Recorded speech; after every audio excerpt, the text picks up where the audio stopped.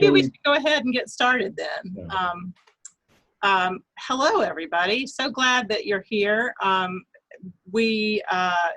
My colleague Kent Andersen and Katy Smith and I are pleased to be able to share a little bit with you about our distinction programs, which are sort of like minors, but a little bit different. So I'm going to share my screen. Let's see, here we go. All right. Okay, so I told you who we are, and maybe each of us can kind of quickly introduce ourselves. I direct the service learning program here at Birmingham-Southern College, and also serve as the Bonner director. I work very closely with a colleague, Emily Thornton, who some of you may remember, who helps with our community partnerships and with the Bonner program. Kent?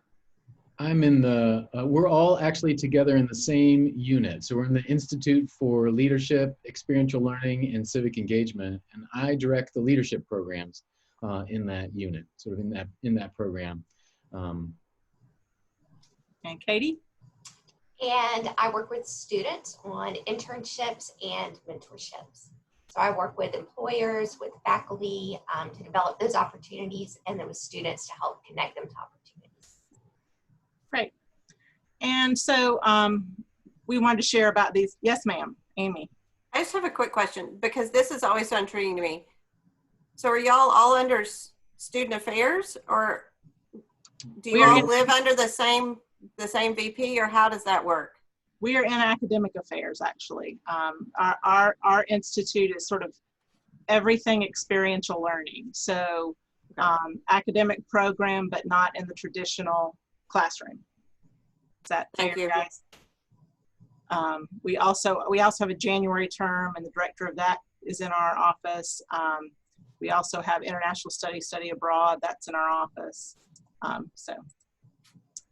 So I'll tell you just a little bit about our Bonner Leader Program. Obviously, we're a leader program, not a scholar program. We started just a few years ago in 2015. Here's a group of most of our Bonners there. We have about 25 right now,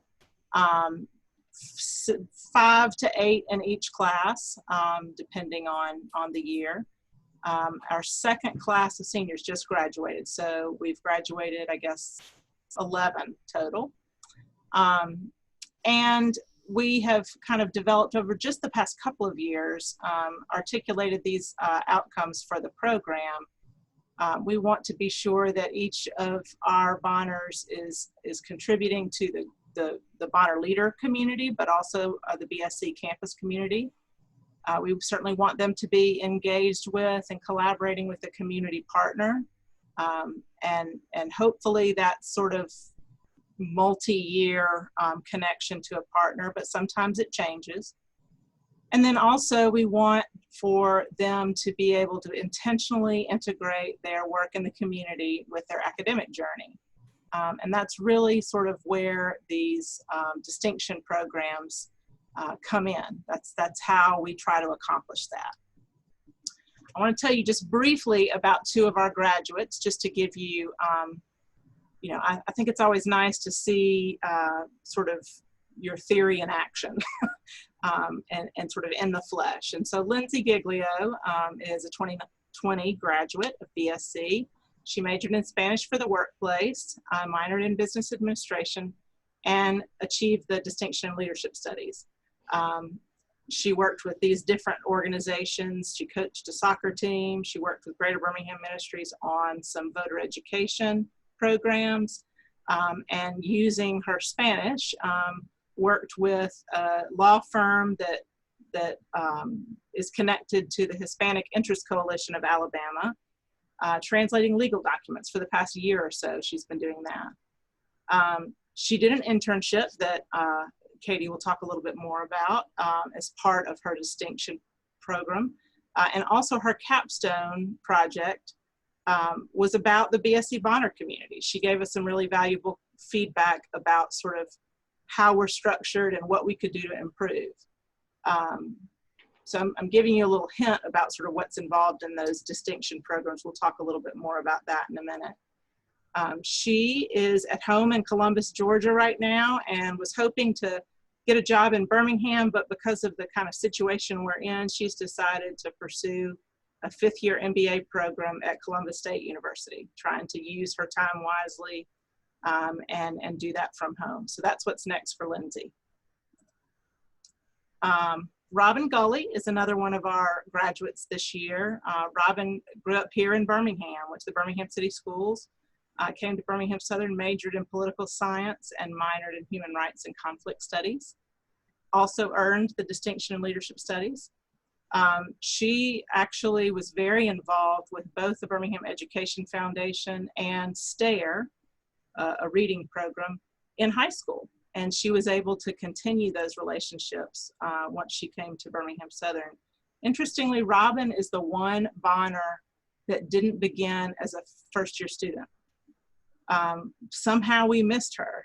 She didn't apply, but we met her at the end of her freshman year. And in fact, Kent introduced her to Emily and I, and we thought, where's this child been? She totally needs to be a Bonner. So we welcomed her in, and so anyway, she's also been working for Woke Vote, which is a really fabulous progressive organization, making sure that people's voting rights are ensured here in Alabama. She participated in an internship with our consortium on poverty, the Shepherd Consortium. Through that organization, she worked last summer. Was it last summer or 2 summers ago? I think it may have been 2 summers ago, in Camden, New Jersey, doing some community organizing. Her capstone project for leadership studies was about building community at Birmingham-Southern. Robyn served as a community coordinator, sort of a head RA, resident advisor, in her residence hall. And so she did some interviews and kind of did some digging around about how successful we are at building community at Birmingham-Southern. She is working for the Georgia Democratic Party right now, and is planning to pursue a master's in public policy with a JD. I don't know if this shows up there. You guys are, yeah, there it is. So she'll be applying for that starting next year. So just a couple of, it's nice to sort of have a face as we talk about these programs. Hopefully it'll be a little less dry if you think about Lindsay and Robyn moving through these programs as we talk about them. So that's just a little bit about us and about a couple of our students. We would like to hear about who you are. So if we could just kind of unmute and each of you tell us who you are, what your role is, where you play that role out, and what your interest, why you're here. What do you want to get out of this session? Amy, you're first on my grid. All right. So I'm Amy Gilliland. I serve as the Director of Community Engagement at Maryville College, which is in East Tennessee. And this past year, we had a Bonner CEL grant. And so we actually had a cohort of 12 faculty members along with a faculty fellow who dove deep into community engaged learning and want to continue it.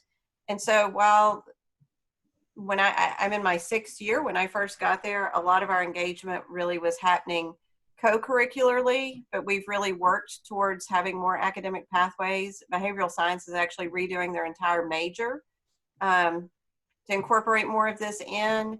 And we received the Carnegie classification this year. Woo! And so I'm just looking for more ideas. My favorite part about SLI is learning what other schools do and figuring out how to make it work for us. So if you've got good ideas, I don't want to steal them, but I'd like to replicate them. Good, good.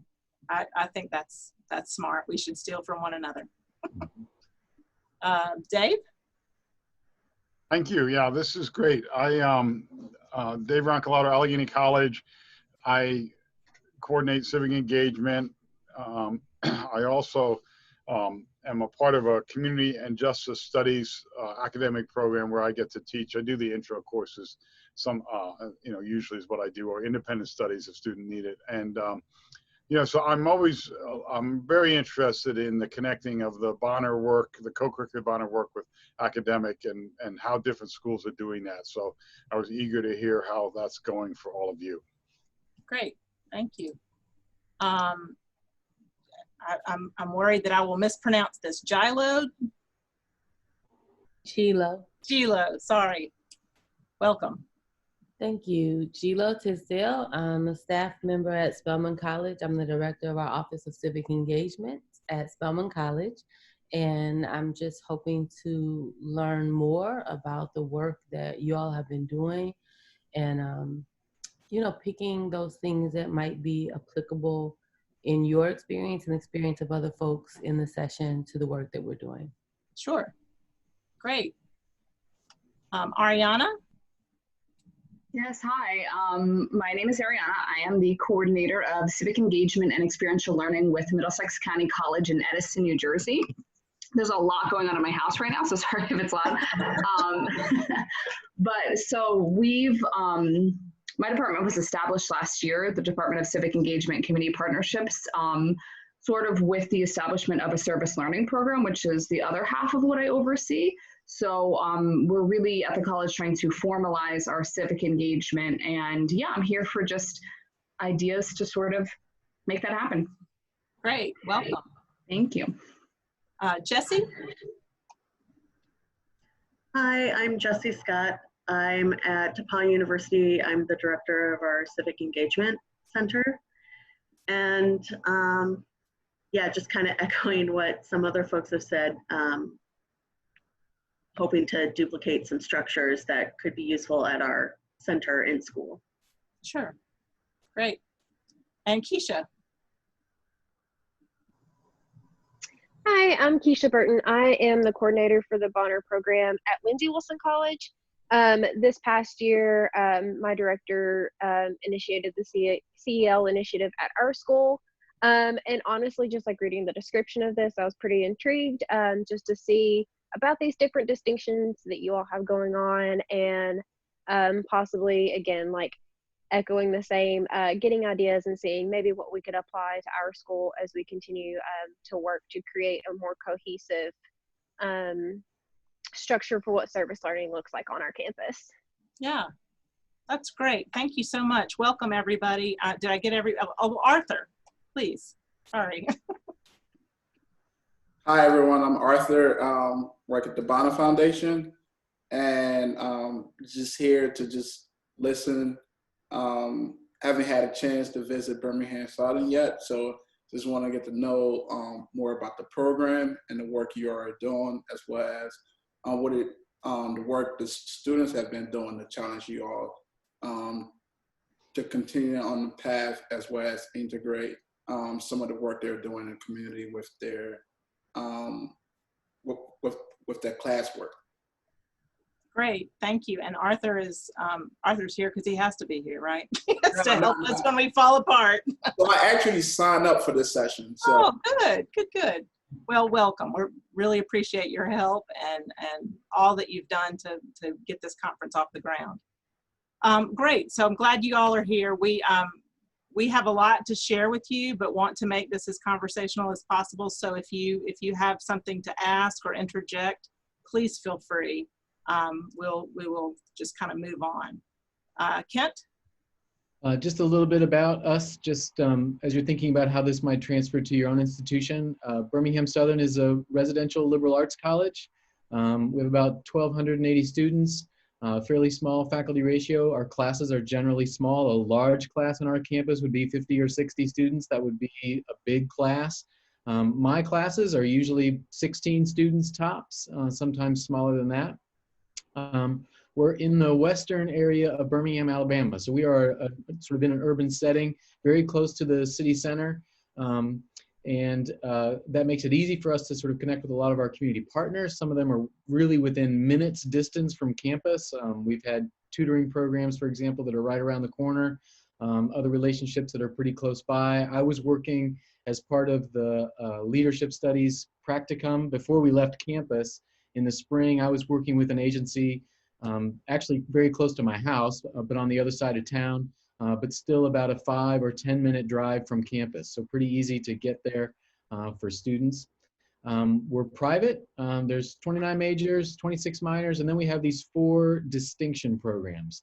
One thing that's also special about us, as Kristin mentioned a moment ago, is our 414 schedule. So we have a January interim term. It's been there since the 70s. A lot of people had them around the 70s and then they started to disappear, but we held on to our January term. We call it the exploration term. We changed it to that when we changed the name of our general education curriculum about 10 years ago now. But we hang on to that January term, and that's a moment when students can really engage in something focused, creative, unique. It's not just a class. There's travel projects then all over the country, all over the world, and sometimes real focused projects as well. Experiential learning, just to give you a little bit of context of that. And as we mentioned, some people might have heard as we were starting, we're all part of the same unit. We're in the Institute for Leadership, Experiential Learning, and Civic Engagement, and we're housed or sort of organized on the academic affairs side of the institution. So we all report to the provost, directly to the provost, and actually operate as a kind of academic area. So we're parallel to the other academic departments, which are organized into academic areas, and we're one of those areas and contribute in decision-making that way. We had actually initiated in 2015. We're part of the Southern Association of Colleges and Schools, SAC-COC. They require a QEP as part of the reaccreditation process, and so we had initiated 2015 initiated a quality enhancement plan that aimed to increase both the quantity and quality of experiential learning on our campus. We were successful at that. We passed our 5th year report just fine last year, so all that was good, but about 87% of our students are engaged in community service experiences.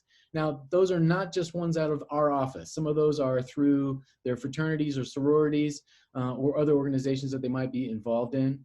75% of our students are completing internships. That does fall to Katy for most of that.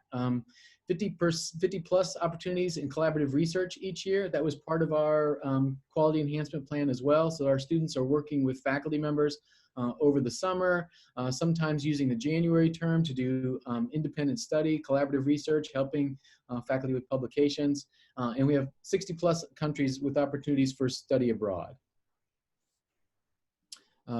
As part of that story, we have 4 distinction programs. Now, the language of distinction is unique to Birmingham Southern's campus. I've not heard it anywhere else. And it's partly an accident, I suppose. So in 1995, my predecessor in my role helped initiate a distinction in leadership studies program. And that program is an interdisciplinary program with a spine of experiences that are focused on leadership and some supporting, actually a very long list of interdisciplinary courses that are leadership studies designated courses. And so all of the distinctions followed suit. But in 2017, when we were starting to join the Shepherd Higher Education Consortium on Poverty, we started to develop the Poverty Studies distinction. Parallel to that was another faculty member in the sociology department wanted to develop the distinction in public health. And then just last year, we had a relatively new faculty member who developed our distinction in Black Studies. The distinctions, as I say, is language unique to Birmingham Southern. In a sense, they're like minors. Do we say some of this on the next slide? I think we do. In a sense, they're like minors, but they all have some interdisciplinary or transdisciplinary focus. So they're sort of problem or issue or theme focused in some way, and they're all multidisciplinary. So they all have courses from across the curriculum. And in leadership studies, in poverty studies, I really mean all across the curriculum. Courses in the humanities, courses in the social sciences, sometimes courses in the sciences. I've got a chemistry professor who has a leadership studies designated course. That's a service learning integrated course that fulfills some requirements in the program.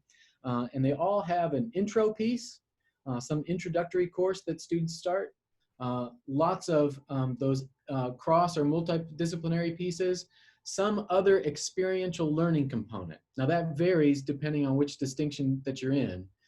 So some of them are internships. So the Poverty Studies program, which Katy's going to talk about that internship a little bit more for us in a second, but they'll have an internship requirement. In the Leadership Studies program, which I direct, and then teach some of the courses in, there is a service learning integrated course. So I call it a leadership practicum. and the students work with a community partner over the course of the term, while we're also reading and thinking about leadership and relationships and systems, organizational systems, and how we work together in that class. And students use their experiences at that site to reflect on that. That's true for all of the distinction programs, no matter what the experiential learning component is. There's some knowledge component where they're using their knowledge from the issue or the theme, or they learned about poverty and the sort of systemic issues of poverty. How's that connected to their internship? If it's public health, what are they learning about how we deliver public health and how that's connected to their internship or their experience? And so they're integrating that knowledge with that experience in some way. And then all of them have a capstone, which I think is one of the features that really distinguishes it from what we might usually think of as a minor. When I usually think of a minor, they're usually focused disciplinary areas, and you might have an intro point, but then it's kind of gather a cluster of units to achieve your minor, like just accumulate enough stuff. But all of the distinction programs have a capstone experience where the students have to integrate all of their work in some way in a capstone project. It's worth noting here that all of our majors also require capstones. So on our students on our campus then are doing capstones in their major as well as doing them in any distinctions that they might pick up. In terms of rewards for them, the capstone project or the distinction gets mentioned in our graduation program. So when they march across the stage, it says that they are distinct. They earned a distinction in blankety blank. They get a cord. They get mentioned in the bulletin. We have an honors day event, so they get mentioned in the honors day event too. And so as some students have posted on their social media sites, it's a pretty big deal to get yourself a distinction program and to earn a distinction, and it's quite an honor. These are some flyers that we use. I guess it's worth noting, my distinction program, the leadership studies one, is the longest one around. About 5% of the graduating class leaves with a distinction program. These are just some flyers. We'll have these. You'll have access to our PowerPoint. I'm not going to talk about these a lot, but these are some flyers that we distribute all over campus to try to draw students into them. The distinction programs have real similar learning outcomes. Those are articulated there. Some of the elective courses are articulated there, and what the specific requirements are articulated on each one of those distinction program flyers too. Although each of the distinction programs are sort of coordinated or organized by a faculty member. So for example, it's a religion professor who's responsible for our poverty studies program. And I'm responsible for our leadership studies program. It's a political science professor that is the coordinator for our Black studies program. We support them and help them promote those programs, help them get whatever resources they might need, and help them develop some of their elements and requirements as well. Some lovely student comments about the program I teach. These are we of course cherry picked these. I didn't give you any of the things they've said. But I'll give you a second to read those over. I won't read those to you, but those are some students that just graduated this year. We asked them to talk about their experience in the program. So I'll sit quiet here for a second and let you read those and think of any questions you might have about the organization of our distinction programs or any additional explanation you'd like from us about the nature of those programs.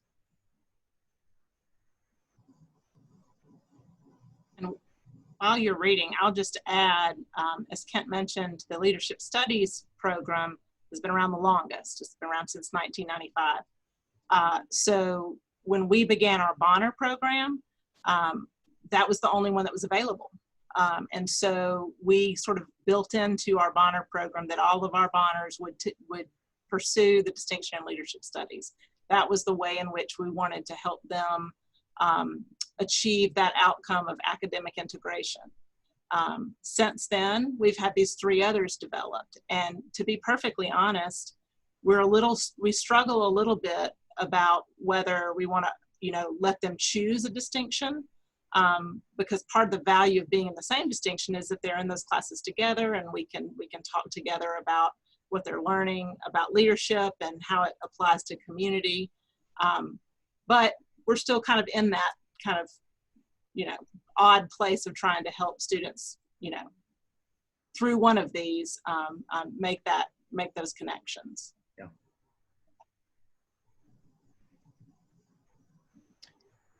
Do y'all have any questions about the organization of the programs, how they came about? I have a quick question. Well, 2 really, I guess. One is funding. right? How did y'all decide to fund this, and how, and did this just become a other duties as assigned part of your job description, or did you actually create and set aside time to make this happen and to work? Great question. Yeah. Well, so I came into the role after the leadership studies program already existed. And probably in my role, what I've done is I have faculty status. So I was a faculty member before I moved over to the Institute. It was a staff person that ran it before. And so in that sense, it was part of the sort of responsibilities within the leadership center that was already there. And then as we started to develop the other ones, for the faculty members, it is other job duties as assigned. So they don't get additional pay or resources for coordinating the programs and recruiting students for the programs. Because there's an experiential learning component, it's to our advantage within the Institute to promote students' involvement in it, because our main job is to get students doing good quality experiential learning projects. Resource-wise, the leadership program has a budget attached to it. We've used, Kristin, you should speak to this because it's really your budget lines that we've been able to reallocate to support the poverty studies and other distinction programs. So I want to hear you talk about that a bit too. Yeah, I mean, to answer your question, the folks who coordinate the programs, other than Kent, whose job it is to direct the leadership studies program, those are faculty members who just take that on. They're the religion professor in poverty studies, the sociologist in public health, and the political scientist in Black studies. Do they get a course release for that?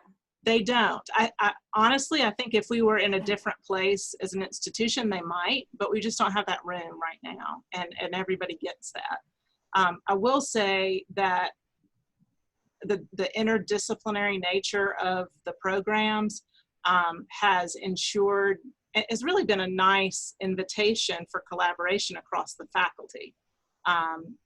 Many faculty members who sort of had interests in that direction, sort of wanted to do something a little bit outside their discipline or wanted to work with a colleague. That's been really nice to be able to sort of offer an opportunity to kind of focus on one of these issues or areas in that way. So those extra courses, aside from the spine that Kent mentioned, that hasn't been difficult, I would say, at all to sort of find those. In terms of the funding that Kent was talking about, we've got some funds in the Service Learning Community Engagement Program that we can support kind of course development. And so we help support those programs in terms of publicity and kind of small groups where they get together and talk about the program, try to recruit folks to be a part of it, that kind of thing. We also got lucky. So our QEP program, as I mentioned earlier, was around experiential learning. And it, in order to support that, it came with a very robust budget. Our institute and total unit is actually fairly new. We started working together as a single unit 2015 and sort of thinking about ourselves that way. So we've actually been able to reallocate some of the resources that were initially around the QEP to support all of the programs in our institute, including some of these programs. So people can apply, faculty can apply for summer funding to develop programs that might be connected to those, and we can support some of that. I want to go back very briefly, just thinking about a feature of who we are as an institution. So we do have a sociology professor who teaches the Intro to Poverty Studies course. Well, she's able to integrate that into her regular course workload. So that's just part of her regular course sort of allocation. And it fulfills a requirement in the general education program. So even if students aren't going on to complete the poverty studies distinction, it's servicing other sort of elements of the college. And that same is true for the political science professor who developed the Black Studies program. She was able to develop a new course that she can fold into her regular routine of course offerings that also fulfills some requirements for political science and sort of other areas on campus as well. I think that answers your question. Any other questions about structure? All right, next I think we're going to give Katy an opportunity to talk about the internships, particularly for the poverty studies program, although these kind of move back and forth, but this is one of my favorite things that happens around here. So Katy? Thanks, Kristin. So these internships are actually a course that we offer during our January exploration term. And the name of the course is Internships in Community and Social Change. So you might see them reference this, even though they play an integral role in our poverty studies distinctions experiential learning requirement. I developed these internships with the faculty coordinator of our poverty studies distinction, who, as Kit mentioned, is a religion professor. And originally, she wanted to develop a course that would give students who were interested in religion an opportunity to do some kind of internship that wasn't ministry. Being a United Methodist school, we have a very strong religious life group that provides a lot of avenues for students who are interested in ministry to get that practical experience. But we wanted to do something for students who came at religion from a little bit of a different focus and maybe wanted to go outside of their own faith tradition to learn about how another tradition interacts with their community. So that was our starting point for this. Then we realized, in looking at how these religious groups were interacting with their community, that we could easily include nonprofits in this. That nonprofits, both faith-based and not faith-based, are doing a lot of the same kind of work in terms of engaging with communities, in terms of working to help solve some different social problems. So it seemed like a natural fit to expand the internships to include non-religious organizations as well. And I do want to mention here that a student who would intern through the business department with a nonprofit would have a different experience from one who entered with a nonprofit through this course. So with a more business-focused internship, they'd be looking at things like the management of the organization, the financials, the marketing, things like that, taking a very business-focused orientation. Whereas in this course, what we're really looking at is how the organization engages in the community. What are the social issues that they are working on, and how are they going about doing that? The city of Birmingham is a very, it was a great, our location is an asset, I guess is what I'm trying to say. In that it gave us a large number of nonprofits to work with and a diversity of religious traditions. So this slide shows just some of our partners, but you can see that we have Christian, Jewish, Islamic, Quaker, Baha'i, a lot of different religious communities joined with us on this. Church of the Reconciler, which is a Methodist community that is specifically for the homeless, that works with them 5 days a week. And then we had a lot of nonprofits as well that joined us. Everything from Urban Impact, which is focused on economic development, to Planned Parenthood, to the National Children's Advocacy Center, which works to prevent and address child abuse. So we were very lucky to have a range of organizations to choose from. And I do want to note that not every single organization on here is exactly connected to poverty. So it's possible a student could enroll in this course and do that internship and not have it count for their poverty studies experiential learning requirement. And if that is what a student wants to do for the internship, that's great, and we'll support them. And if they have an interest that lies outside of the opportunities we offer, we can work to help them find a partner, a nonprofit or a religious group to work with as well. But 90% of the internships, maybe more, are related to poverty. Churches running food banks or working on gentrification in their community, or organizations that do that economic development. Organizations that work with issues like child abuse that are exacerbated by poverty. The vast majority of the internships would fulfill that distinction. Even if students don't see it at first, sometimes they have to go a little bit deeper, and they might say, well, my organization is not about poverty. And then when you start talking to them about, well, what's the issue? Who are you working with? What are the communities you're engaged in? And what are the reasons that your organization does this work? Then that connection becomes more apparent to them. I would also mention that the process of developing the internships was extremely valuable on a number of levels. So most obviously, it helped us get what we needed to develop this course, get us to have kind of this roster of community partners that are willing to develop and offer these experiences for our students every January. But it also led to a lot of new connections in terms of speakers who are willing to speak to classes, to religion, wealth, and poverty. That's a class that our director teaches. And she's gotten some regular speakers out of this internship development process. Also things like students making connections that can help them do their capstones for other projects. For example, maybe a student wants to do the internship at Planned Parenthood, and then later they might also complete a distinction in public health, and they already have those connections there. So I think it really helps students find avenues to connect with the community in a variety of ways that connect to their academic learning.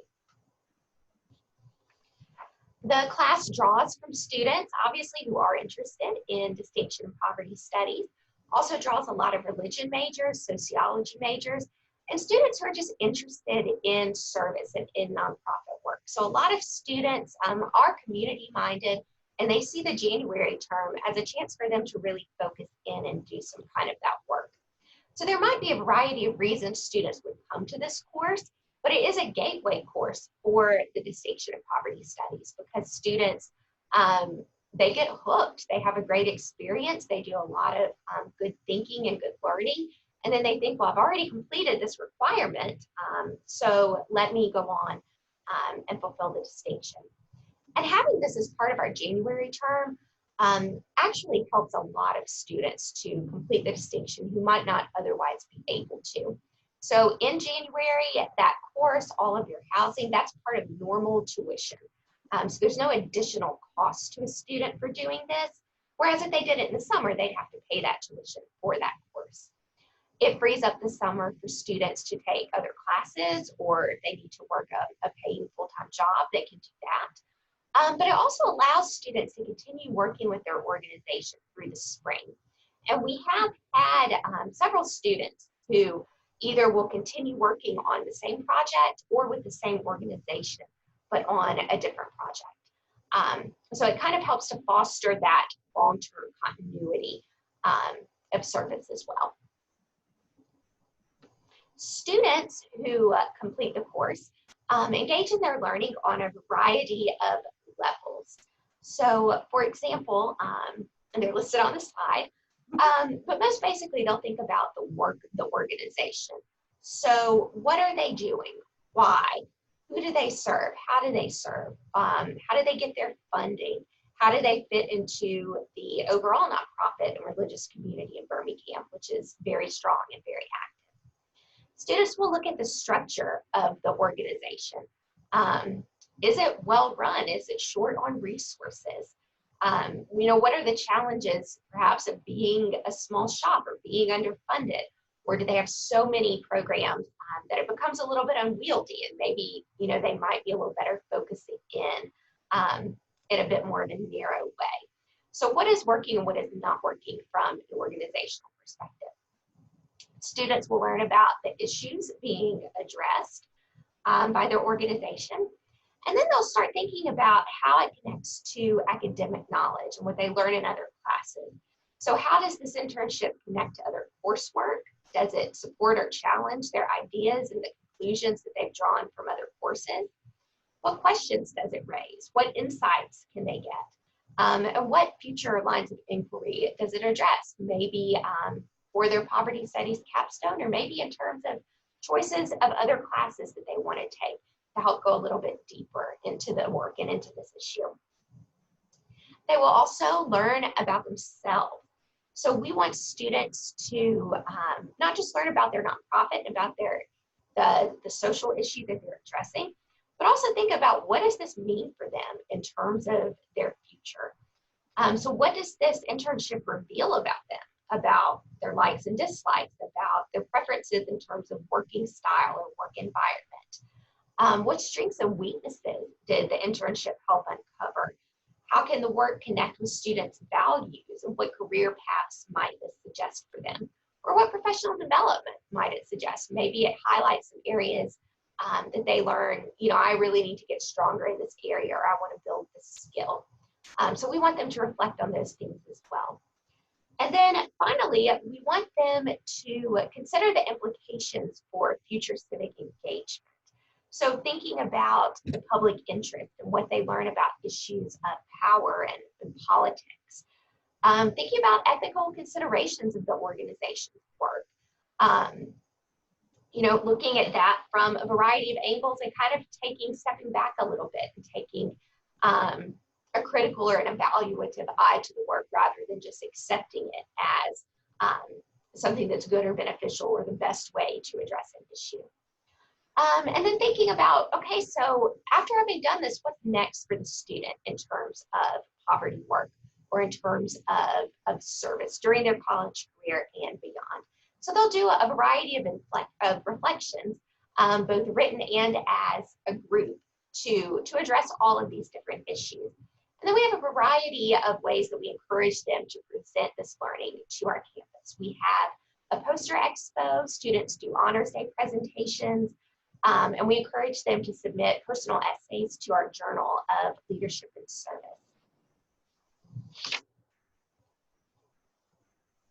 And on the next slide, we have, again, some quotes from students. You see that Lindsay is on there, who Kristin introduced you to earlier. She and Emma were interns together at Church of the Reconciler, which is the congregation that serves the homeless. So they were there every day, you know, very engaged in the life of the organization. So we really wanted interns not just to sit in an office and do a job, but really get a feel for the organization. So they were there singing karaoke on daily Thursday karaoke at Church of the Reconciler. And they were also there working with members of the congregation to come up with some different projects and trying to advance some of their goals and help them get some projects on the ground. So I think it was a really rich experience. And I am happy to, at this point, pause and answer any questions that you might have. I see that, I got a message in the chat. Yes, I'd be happy to send, or I can share now more information about the journal. So our journal is called Compass. It's our leadership of service, our journal of leadership, service, and experiential learning. Very long subtitle. And it is student published, so we have a team of student editors. Every year he requests submissions from students, and those submissions can be personal reflections on a service opportunity, on a study abroad trip, on any aspect of experiential learning. Many students will submit their capstone papers from the leadership studies class, so they do a big qualitative research project. We get a lot of submissions from there. And so we have students make their submissions, and then we do an evaluation process and select some for a journal that's published for Honors Day each year. And I'd be happy to clarify anything about that if I missed anything. And here's some titles of some projects that you know, would be good fodder for the journal. Yeah, this is actually our last slide till we kind of have a conversation, but I just wanted to give you some examples of the potential capstone projects that students really they decide on in consultation with the faculty member. And as you see, we don't have Black Studies listed here because it just began this year. And so we don't have anybody who has done a capstone project in that distinction yet. Kent, you want to mention anything about these? Well, I was going to say, we didn't talk about, and we were preparing for this, we didn't talk about any sort of concluding reflections or sort of takeaways for you all. So I want my co-presenters to sort of think about this too, but listening to us, one thing that strikes me is how often we take advantage of existing structures on our campus to try to make something happen. So the journal that Katy mentioned has been around for a number of years. It's a student-run publication, and so we shifted the focus and title of it a few years ago to broaden that scope so we could make sure we'd capture any publications here. Every spring, we have a faculty member who I won't be surprised if he doesn't retire in the next few years, who runs a Honors Day event. And that is an event where students present. It's like an academic conference. It takes a whole day. There's some presentations in the morning where each of the distinction programs get mentioned and students receive some awards for their academic study. And in the afternoon, there's paper presentations. And so we've taken advantage of that and used that as a venue. So a lot of these distinction programs use that as a venue for the students to present on their capstone projects. So that's been another piece.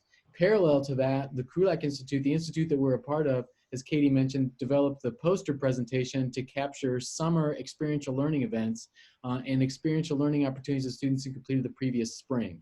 And then we were just about to pass, as a faculty, a requirement for an experiential learning requirement within our general education program, which grew out of partly the QEP, but also the multiple ways that our students were starting to integrate their majors, these distinction programs and other opportunities with an experiential learning opportunity supported by our office. And so I'm sort of struck just listening to us how much we've relied on existing structures to sort of set other new things on top of those so we can help ourselves integrate our work and our students integrate the work. Our metaphor here is pathway. I think that helps students see the pathway that they might take to help pull some of the strings together across the various responsibilities that they have. Just listening to us, that's certainly one of the reflections that I take away about how we've managed to do some of this work. I don't know if Kristin, Katy, you have other sort of thoughts there. And others might have, the listeners might have some observations too that we don't see as a result of living inside of it.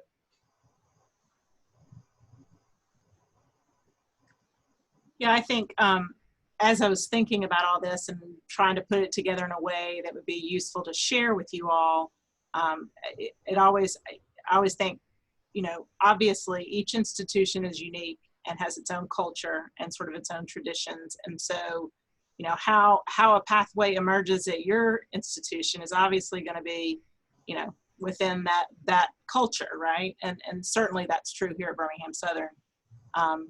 But I wonder if we might, I know we don't have a ton of time left, but it might share any ways that you might imagine this, you know, maybe not a distinction, but something like an academic pathway that you could offer to your students at your institution. Or maybe you already do. I know at Lindsay, we don't offer anything right now. We don't have even a major or a minor in any way related to anything social justice. We have one leadership class that's called Intro to Leadership.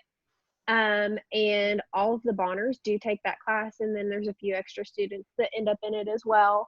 So I know that's definitely a goal of ours in the future, to have some sort of certificate or minor or, you know, ideally a major, where students are able to go in depth into some of these areas. But I think it's really interesting to think about the concept of having a distinction where it is adding in that capstone component, especially when we're thinking about how can we get our students more involved with the idea of capstones and really like getting that off the ground. I like the idea that like ideally in the future there would be like some sort of distinction program that's gonna just automatically integrate that in. So thank you, it's been really helpful and really informative.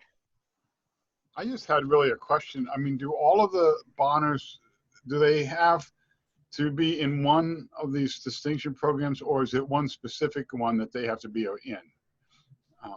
Well, as I mentioned earlier, when we first started, the only one that was around was the Distinction in Leadership Studies. So that was kind of written into our, you know, here are the expectations of being a Bonner at BSC. I will say that we've had a student, at least one student who graduated in our first class who, for whatever reason, didn't want to complete the program. And Kent may have more to say about this, but, and so we really kind of thought about like, why is it that we're requiring this? And it's all to sort of get to that academic integration outcome, right? And so we had long conversations with her. She actually did the best job of that whole class at integrating her work in the community with her academic work. And so she didn't need necessarily the distinction to do that. So we kind of passed her, you know, but since then, those others, the other 3 programs have emerged. And so I don't have a great answer for you, because we, you know, the point is we're trying to help students have ways to integrate their community work with their academic work. Yeah. And here are some easy options. If you show us in another way that you're doing that, you don't have to do those. Is that fair?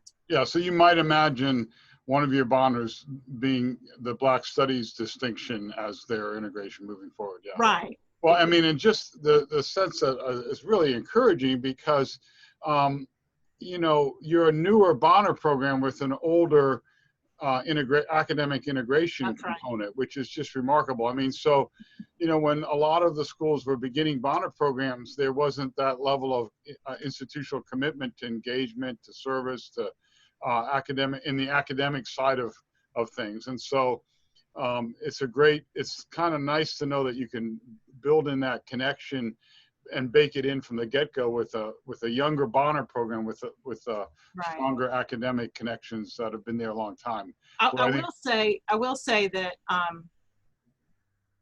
I think we still have work to do to sort of integrate the experiential part. I mean, I don't want you to think that since 1995 we've had an academic community that has totally understood and appreciated the value of service learning. Sure. Certainly there have been folks who have, but you know, that's always a struggle. For sure. Great. Or a conversation anyway. No, it's great. That's great. Yeah. Yeah. One of the things that I remember one of you saying earlier in the presentation was about the value of having all of the scholars in one distinction program, because then they have those courses together, and it also serves to support their cohort team building, and they have, you know, that to add to their experience. And it made me think, as I thought about how we might apply some of these things at Spelman, our first year students have a lot of co-curricular enrichment activities together. You know, we have faculty do guest workshops and presentations, and we've been talking about how to move that into a more academic space. But in listening to you, also, I was thinking about the value of how we continue that beyond the first year, because we don't really have that intense interaction for them in a learning space all 4 years. And I've just been listening to you and reflecting on what that might add to the experience of our scholars. Yeah, definitely. Yeah, I think that's makes sense. Not all the Bonners from the same cohort will necessarily take, say, the Intro to Leadership Studies class at the same time. So they'll be with other students. But I'm thinking, this echoes my reflection earlier. As part of our general education program, we have what are called Explorations and Scholarship courses. These are courses just for first-year students. And a colleague of mine has been teaching a course on American inequality for, how long has Fred been teaching that course, Kristin? 4 or 5 years. Yeah, and so we've been placing all the incoming Bonners into that class. So they actually get to have a class with a themed connection that first year as well. So that helps with some of that integration as well. So I think it's partly a matter of giving them the right choices and seeing what some obvious pathways might be. Do your Bonners also have other requirements for meet? Like, do they meet outside of these academic spaces? Yes. I am not on the faculty. I'm a staff person, and so Emily, my colleague, and I, who's also on staff, meet with the Bonners weekly. And we, well, I should say we have a meeting every week. Not all the Bonners come every week. Sometimes we just do class meetings, but yeah, we meet weekly and do a couple of retreats every year. So they have those meetings in addition to whatever course they're enrolled in as part of their distinction path. That's right. And again, as Kent said, they might not all be enrolled in the same class at the same time, but theoretically, by the end, if they're in the same distinction, they will have moved through those courses. The exception to that would be their first year class, where they are all in that course together. That's right. But after the first year, they're not necessarily in the same course together. And I think that was really a happy accident. We talked to the woman who sort of places first year students in their courses and said, hey, can we do this? And she said, yes. So it's not a happy accident, intentional. That was intentional and well thought out. That's right. Exactly. Is in that course, even though all of your Bonners are there other students from your institution in that course as well? Yes. Yes. Okay. And that's true for all the distinction courses also. It's not just Bonners. My light went off. Not moving enough. Thank you. I think we're a little past time, right? Yeah, we are. So we're happy to hang out, but I also don't want to keep you from other obligations or commitments you might have. So thank you all for your time. The PowerPoint is on the learning community.